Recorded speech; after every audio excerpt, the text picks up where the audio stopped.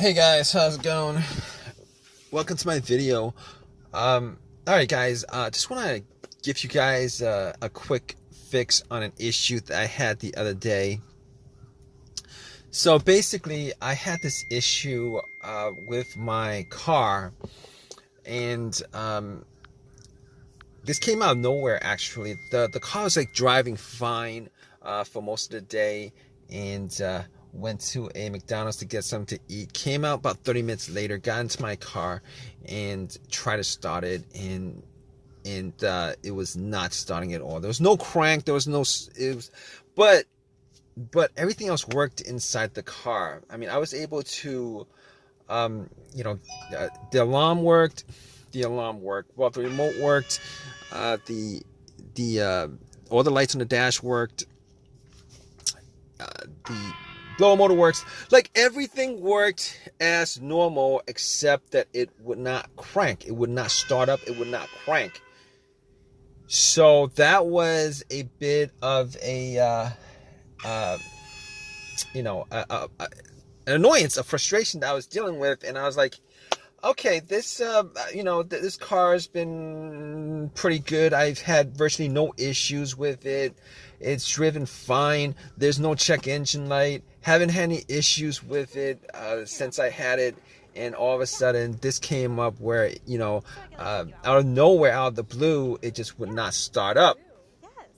So I was a bit annoyed by it, but I had to solve the issue. So what I did was I turned on my headlights and went out just to see how bright the headlights were, because I wanted to gauge how much charge was in the battery. Maybe the battery had maybe I need to change the battery or something, but the headlights were like super bright.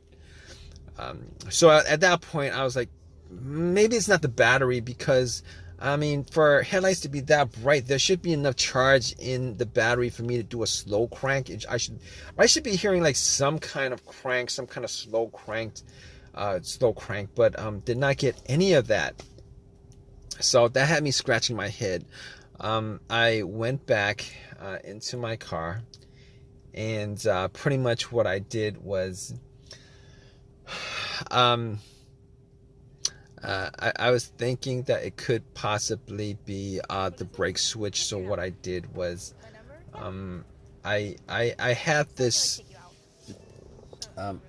little, it's called a brake lock, where it locks the brake, but it's like for security reason. But I used that to push the brakes, and then went out to see whether the brake lights were working, and the brake lights were working just fine. So I knew that it wasn't the brake switch that was the issue, which I kind of thought it was, but it wasn't. So after that, what I did was, I checked the battery, just to make sure, whether, the terminals were good, clean, etc. Now, what I did notice was that the terminals were a little bit corroded. There was some white bluish stuff on there. So I had my Coke that I got from McDonald's, poured the Coke on the terminals, and had some napkins to clean it up. Now, the terminals were not super tight. They were tight enough that I don't think that was the issue with it. So it was tight enough. I took the terminals off, poured some Coke on it, cleaned it with napkins, popped it back in, and for sure I thought that would actually fix the issue. Try to start it, it would not crank. Same situation, would not crank, would not start. So outside of that, I was like, okay, let's check the ground wire. The main ground wire, if you guys don't know, is the negative cable. Normally it hooks up to the frame of the car. So I was looking at the ground wire just to see whether there was any kind of just to see whether it was corroded, disconnected, rusted, or anything like that. There was a little bit of rust, but nothing that I thought would affect the electricity going to the battery to the car. So I was able to rule out that. So at that point I was like, let me rule out the battery completely, because I'm not wasn't 100% sure whether it was the batteries that was the problem. So I had somebody help me out with a jump. Had the cables on there for a good couple minutes, maybe like a minute, and then try to crank it. Normally, it should crank at least a little, with it hooked up, and it did not crank at all. So because it didn't crank at all, I knew 100% that it was in the battery. At that point, I ruled out the battery, the ground wire, and I also ruled out the alternator being the issue. Because normally, if the alternator wasn't charging the battery and the battery is completely dead, the test for the alternator is if you put wires to the terminals, it should jump the alternator and then have and then it should at least crank up. And once you take the cables off, the car would die. So at that point, I could rule out the alternator. I could rule out all those things at that point. So basically, what I did was I got back to my car and I'm like, I was still hoping that there was a really simple fix to the problem. So basically at that point, I was thinking to myself, okay, I have an OBD2 reader, a $19 OBD2 reader that I got from Walmart. And seeing as how there's no check engine lights on the dash, I thought to myself, I mean, there's a chance that it could possibly be something, but that might bring a code up that's pending, that's not in the system. So what I did was I hooked the OBD2 up and made sure that it actually went through and scanned the whole entire ECU, which it did. It scanned the whole entire ECU. No codes popped up, no pending codes, nothing at all. And at that point, I was ruling, as many things out as I could, and at that point, I ruled that out. Okay, so after that, I was thinking to myself, there's a couple other things it could be. It could be possibly be the fuses or the relays. All right, so I got to the box where the fuses and relays are and checked out all the fuses just to make sure that there were no blown fuses or anything like that. And checked out to see whether there was any kind of brownish tint on any of the top of the fuses. There was none. Didn't smell anything that was burnt. And then I recalled that there were two situations where I've experienced where the fuses caused my car not to start, and this was cars that I've had previously.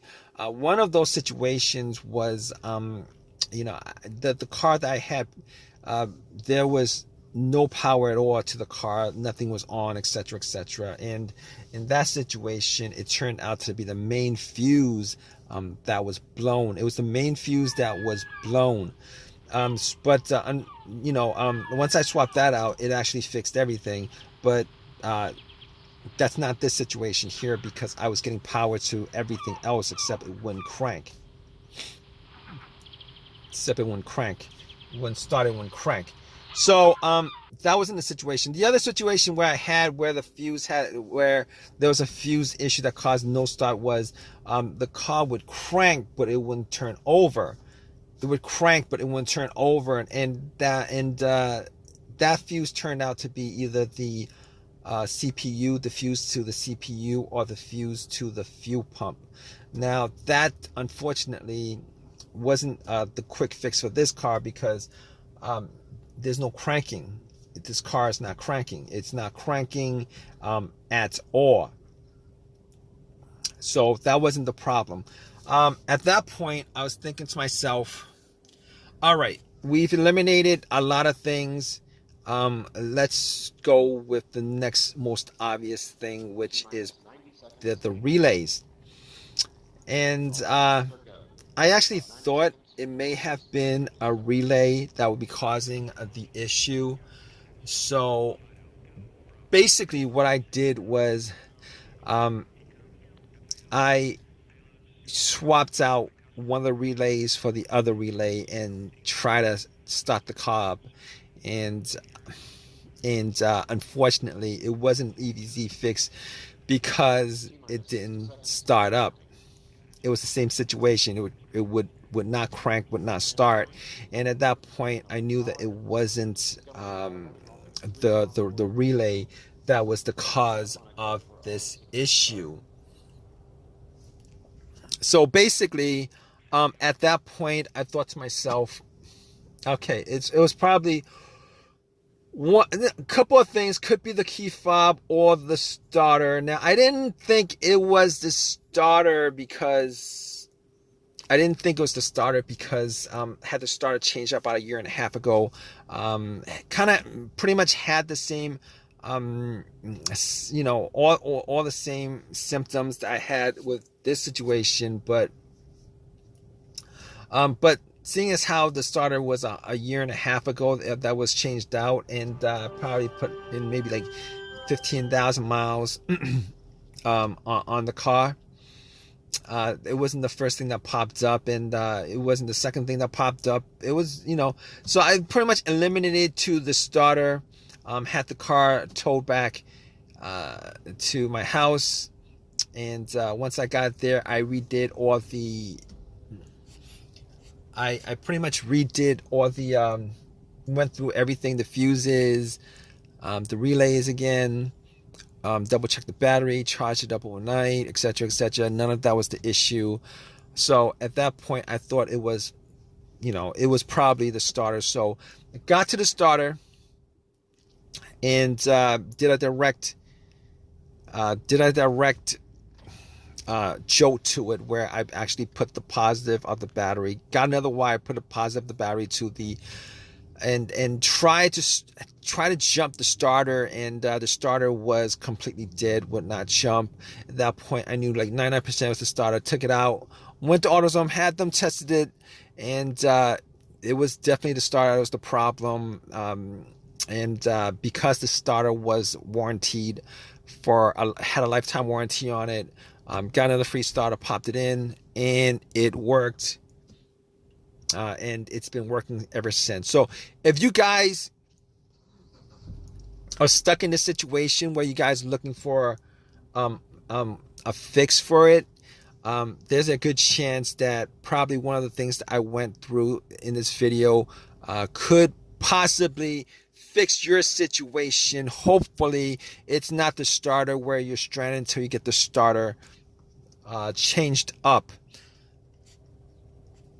Anyway, if this has helped you guys out anyway, please leave give me a positive feedback. Please subscribe. Please comment if you guys have any comment on this video. All right, guys, take care.